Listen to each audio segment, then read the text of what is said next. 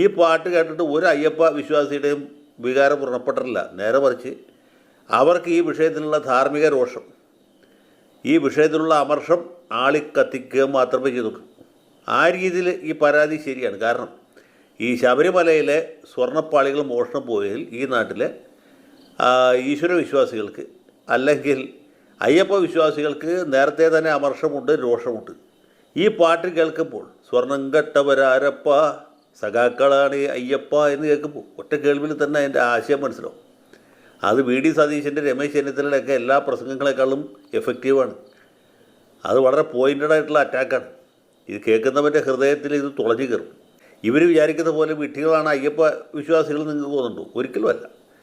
അപ്പോൾ പാട്ടെഴുതിയവനോടോ പാടിയവനോടോ ഈണം പാർന്നവനോടോ അല്ല വിശ്വാസികൾക്ക് അമർഷമുള്ളത് ആരോടാണ്? സ്വർണ്ണം കെട്ട ആൾക്കാരോടാണ്. എൻ വാസുവിനോടാണ്, മുരാരി ബാബുവിനോടാണ്, പത്മകുമാറിനോടാണ്, ഇവരെയൊക്കെ സംരക്ഷിക്കുന്ന കാരണഭൂതനോടാണ്.